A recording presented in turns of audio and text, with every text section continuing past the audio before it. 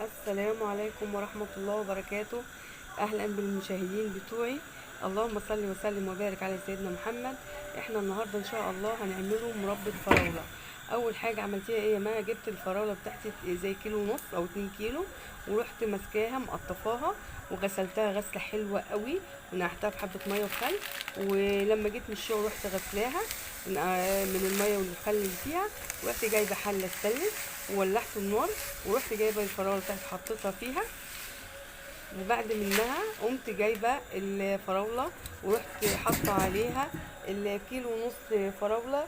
اخدت زي حوالي نص كيلو سكر او كيلو الا ربع من السكر. وبعد منها رحت سايباها على النار زي ما انتم شايفين كده. السكر على الفراوله، حطيناها على النار، ويعني عليت البوتاجاز حبه على بال ما هي السكر داب مع الفراولة. ورحت بعد ما دابت في بعضها رحت موطية البوتاجاز سنة بسيطة، يعني خليت شعاعة من النار وسبتها تستوي براحتها، تاخد وتدي مع بعض وتستوي براحتها. وبعد كده زي ما انتم شايفين رحت جايبه كام عود من القرنفل، ورحت حطاه في المربى بتاعتنا على الفراوله وعلى السكر، وسبتهم يستووا مع بعض. وطبعا زي ما انتم شايفين الريم اللي فوق ده انا بشيله. ورحت جايبه عشان نعمله ماده حافظه للفراوله المربى بتاعتنا، جبت اللي هو ملح الليمون، او لو ما عندكيش مش متوفر ملح الليمون ممكن تيجي تعصري نص ليمونه. وبعد كده رحت شايله الريم الابيض اللي فوق، وزي ما انتم شايفين سبتها لما خدت ودت مع بعض واستوت جامد.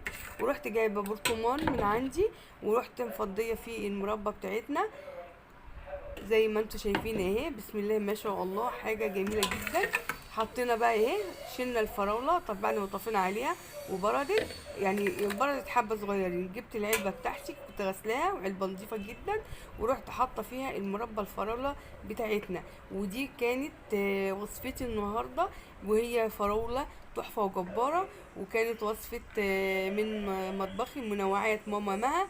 وان شاء الله باذن الله هنشوفكم في وصفة جديدة تانية. استنوني المرة الجاية بإذن الله. أنا عايزة أعمل لكم مربى المشمش. المشمش دلوقتي متوفر، فهشوفكم في وصفة جديدة بإذن الله.